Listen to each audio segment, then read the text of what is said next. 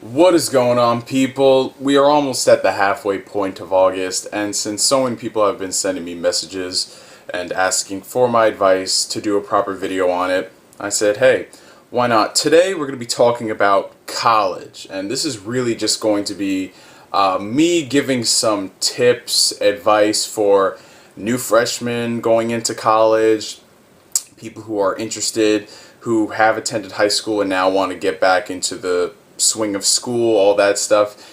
Now, this isn't going to be a video talking about, oh, is college really worth it with the amount of money you spend and can't get a job, blah, blah, blah. This isn't going to be one of those discussions, so if you were expecting that, it's not going to be here. But I just want to share with you guys a little bit of insight from my first year at college. I'm going into my sophomore year in just under a month, so I felt that it was about time for me to talk about, what I felt, how the experience was, how it compared to high school, yada yada yada. So excuse me if I have to keep looking back over here. I have my second monitor with all of my tips, information, all of that stuff. So let's begin. Point number one. The number one thing that a lot of people I know are probably scared about: college is all this hard work. You're doing essays every single week. You never get a break. You're going to be like a zombie going into class 24/7. Well, that's partially true, but at the same time, it's not. It all comes down to time management, which I'll get onto later, but for your first year of college and maybe halfway through your second year, it's really not all that hard. You know what I'm saying? It's not this thing that people crack it up to be, how it's endless work. Now, maybe that depends on your major. If you're going into pre-med, something like that, if you have a scholarship and you play for a football team, maybe that's where it would have more work.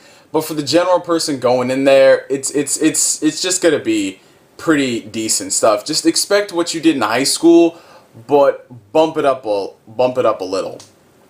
It's just standard coursework material, because what you're doing in usually your first year or so is you're getting all of your core classes out of the way. That's all the psychologies, all the freaking English classes, of course, math, all that junk.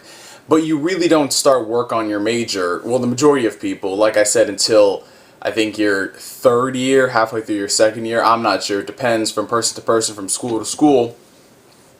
But yeah, just rest assured, it's not going to be all this hard work. They want to transition you from the high school setting into college without giving you too much grief, because it's a pretty big change, believe it or not.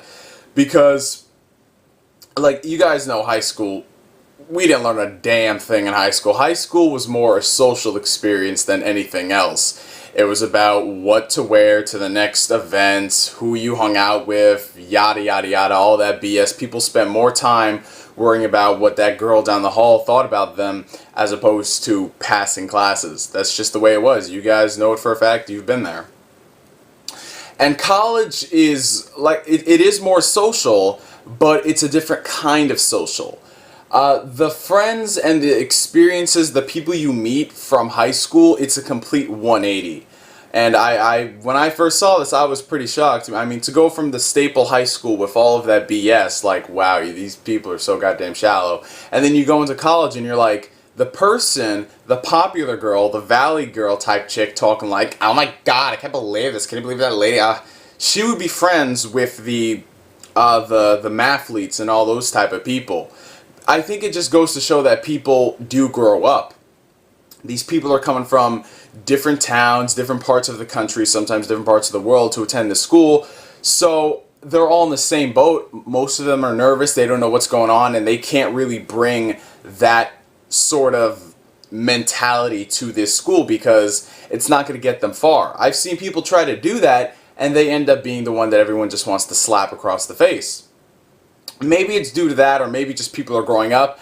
I'm not sure, but you're going to make a lot of friends at college, and that's also something I want to point out. Point number two, make as many friends as possible, because these are going to be the people that you are going to have, for the most part, lifelong friendships with. These are the people you're going to go through the most shit with, and if you're dorming with them, Just honestly, people, it's best to get as many connections from college as possible, because you don't know what will happen at some point. Maybe your friend has a connection that leads into a future job offering. Maybe that friend will be the one who will always be there for you whenever you need some help. I mean, it doesn't hurt to just strike up a conversation with a person and say, hey, what's up, how you doing? Because, like I said, they're in the same boat as you, so it's going to be an easier interaction.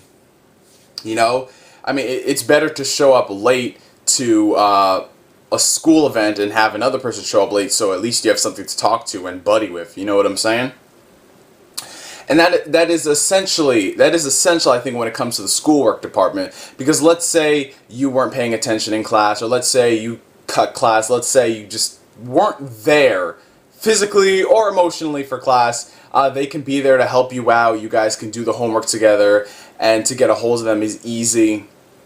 Make sure to swap phone numbers, all that junk. Just please get out there. This generation of people are just so content with checking their phones and not taking in the world. Why? Now let's move on to point number 3. Professors.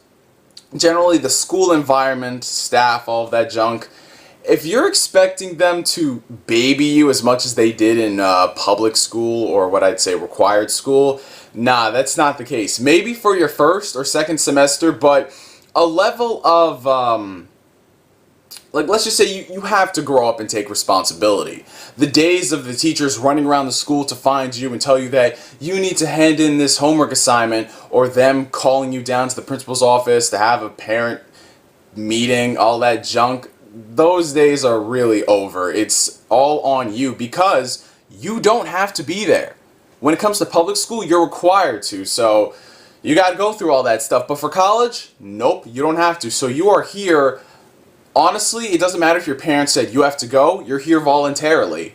You know what I'm saying? It doesn't matter if an outside source like your parents say, you have to go to college and get an education. It's still not required. It's recommended, but not required.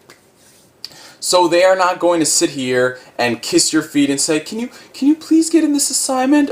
I know you can't do that, but can you please, unless you have a damn good excuse about why you didn't do that homework, why you didn't finish that essay, or why you're not there, they are not going to care. Even the most sympathetic professors all have the same mentality. Unless you're dead. That's the excuse that my history professor said. If you're dead, okay, I'll count it as an absence. It's excused. So just don't goof around. Don't just lollygag. Just have some damn responsibility, because it's supposed to transition you from high school into this setting that will prepare you for the real world, where this type of BS isn't and it shouldn't be tolerated. Alright? So the amount of babying, all of that stuff stops. And you'll especially see it when you get into like your third year, when you actually start work on your major. A funny story from my college experience, I overslept for one of my 8 a.m. classes. Also, we'll get onto that later. I'd overslept, and the night before I really wasn't having a good day, so I just walked in with they weren't my pajamas, but they were sort of like sleepwear. Not like the pajamas. When you think of pajamas, you're like, oh, okay, I think of polka dot striped pants, and where am I going with this? I just walked in, you know, with sweatpants and like really nice sweatpants. I'm getting sidetracked again. Just, you know, pajama wear. I had my headphones right here, and I was looking like shit. I had my coffee, and my professor's like, hey, how you doing, Chris? And I'm like, okay. They honestly don't care how you dress when you come in there, unless it's scantily clad, which is like, yeah. They don't care if you're listening to your headphones. They don't care if you're on your phone 24/7, because they're paid regardless. It is not their job to make sure that you do all the work. That is on you. They'd like it for you to pass, but if you're going to give them all the stuff and you're not going to be there, they say, hey, fuck it, I'm getting paid regardless. And that's just the fact of life. And like I said, that varies from professor to professor. Yes, the next one. Dorming and commuting. This is, I think, point number 4. When it comes to my college, I am a commuter, as you couldn't tell, because I am still at home. And while I haven't had the full dorm experience, I've dormed there enough. Like, I've stayed over the weekends at some college friends' dorms to pretty much get the experience that goes on, but I'll speak more on the aspect of commuting. There are times where you are going to be really pissed off because if you are still living with your parents, if you're not living alone in an apartment or living with friends crashing at their place and you guys pay your way with the rent, it's going to feel like high school. Why? Because you're still living in the same environment. Your parents are going to be on your back 24/7. Did you do your homework? Did you do your homework? Did you do your homework? Blah, blah, blah, all that junk from high school. Yeah, it's going to be there. And that whole babying thing, I can't tell you the amount of times my mom said, oh, I'm going to call the college to see if you're really doing the work, because I don't do my homework at home. I do my homework at school, at the library, because when I come home, that's the last thing I want to do, homework. I just want to sit back, chill, relax, you know? That's just me. So, I mean, unless your parents are very understanding and said, hey, we paid this money, so we have enough trust in you that you won't disappoint us. If you have cool parents like that who won't interfere whatsoever, then you're lucky, but for the most part, they're going to be on your back 24/7. And when it comes to driving to the classes, make sure to leave your house early, try not to speed, all that junk. You don't want to get into an accident. I mean, there are some benefits of commuting. Like I said, you don't have to pay for dorming, which could be considerably expensive. You can come home to a nice home-cooked meal. You're still in your room environment, so you don't have to share anything with dorm mates. You don't have to do any of that. Like I said, I love seeing my wall when I come back home and all the stuff here.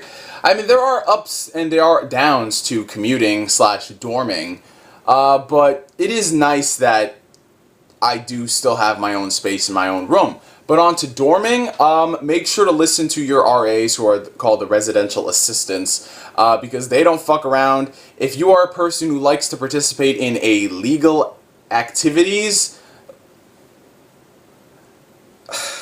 make sure you're prepared, because you never know when they're going to walk up the stairs or the elevator's going to open up. Make sure you have spray, make sure you hide the bottles. Just don't leave that empty vodka bottle on the freaking floor the night before, and then you come back and they're just standing there with the bottle.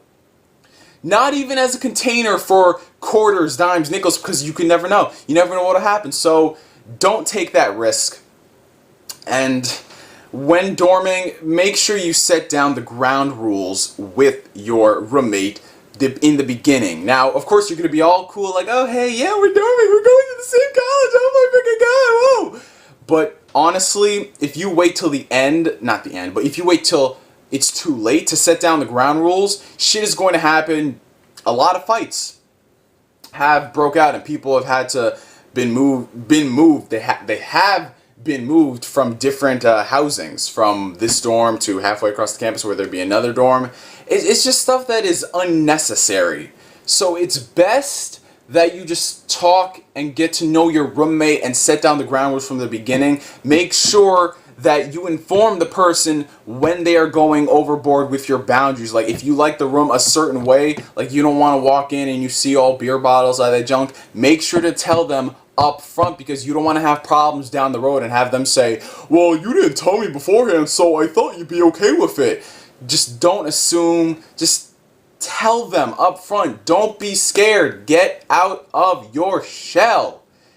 If anything college should teach you, it's to get out of your shell and interact with people. Alright, but the next point, library. Librarians, all the people there, the resources, they are your friends. I can't tell you how many times I've stayed to the library until 9 p.m. at night, 10 p.m. at night, researching, and how grateful I was the staff was still there to help me to do what I had to do. In this case, it was writing a 15-page research paper on, what the hell was it? What was it? Something to do with, I don't know, something to do with genocide. Whatever.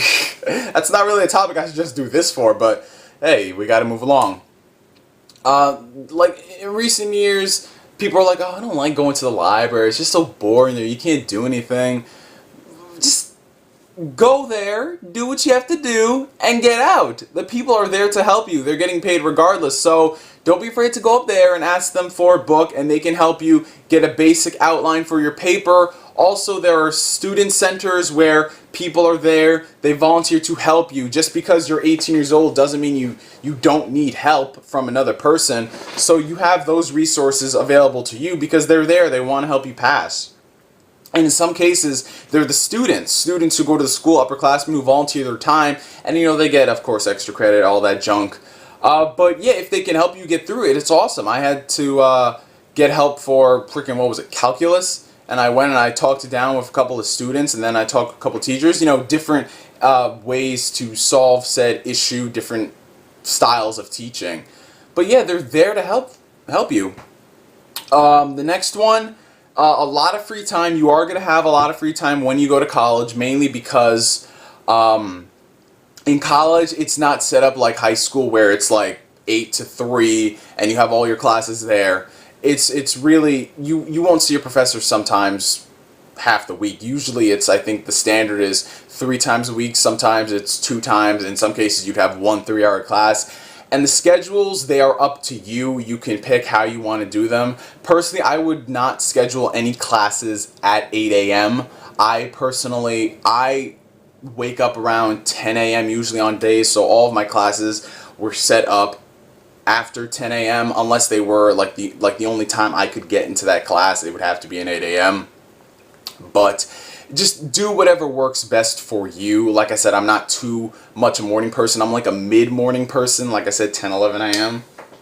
So I scheduled my classes as such. But if you like to have your classes more in the midday, in the afternoon, maybe leading into the night, that's good. Just the second they announce that classes are open for registration, just get on there, use ratemyprofessor.org, go onto the college's Facebook page for your year and ask for some recommendations from teachers. Just get a lot of different opinions from people, and it's a valuable tool in deciding what professor you want to take.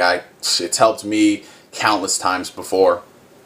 Just make sure you get more than one input on a professor, because maybe that child had a bad experience with said professor, and maybe it was that student's own fault and not the professor. So get at least 5 opinions when you go on Rate My Professor.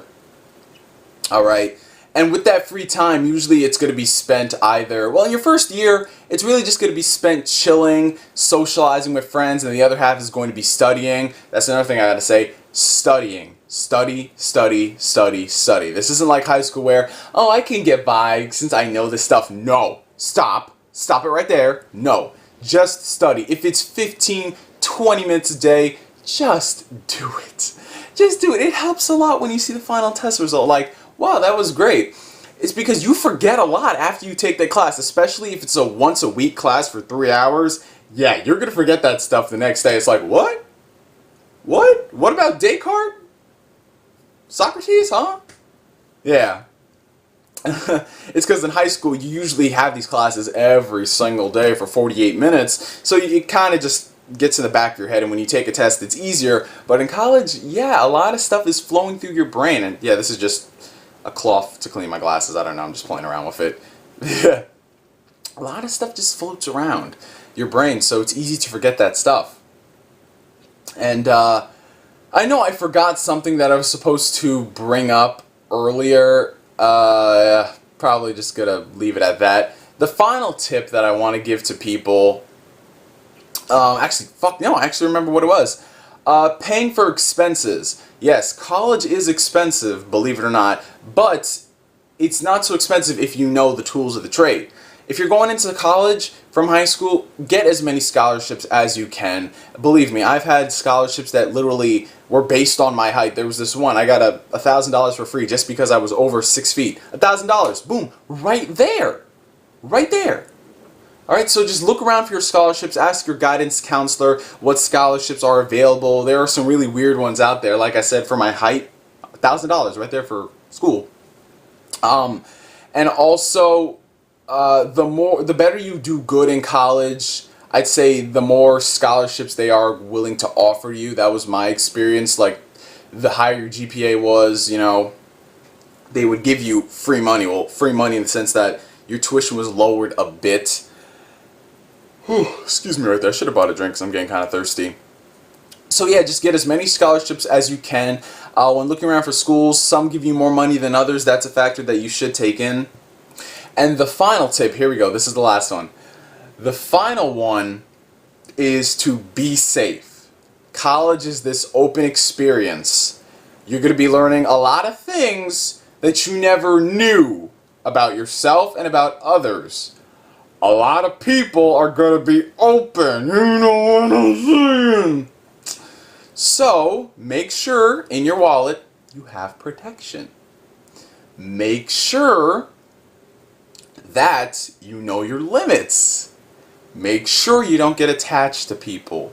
If this is only a one-night thing, going in you know that, don't try to make anything else of it. If your dorm mate is giving you the, can I have the room at like 8 o'clock? Doing the twitchy thing? Yeah. But in general, outside of that, just when you're gonna be drinking, all that stuff, just, like I said, know your limits, know your boundaries when enough is enough. Don't be geared into peer pressure, because, listen, we're all gonna drink in college. Just, you're gonna have at least one beer or one mix. Just be safe. Don't do any driving. If you know you've passed it and you're like, what? Have somebody else drive you. Have somebody else carry you over their shoulders back to your dorm.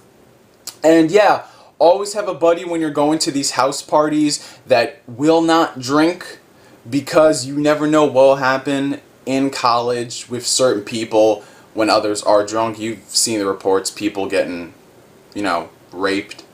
Yeah, that stuff does happen. I'm not saying it happens everywhere, but you have to consider these possibilities. Just be safe. Alright? Just because it's college, don't go overboard and go, wah, because, yeah, it's not really going to help anyone. And yeah, that's it, people. Those were all of my tips for college. 22-minute video. God freaking damn. Post your tips below if I missed anything that you guys think is important. And like I said, these are just from my experiences, so they might be different for you. They might be different from school to school. But yeah, I hope you got a kick out of this video. Thanks for watching this. I'm NGS signing out, and I'll catch you guys later. Peace.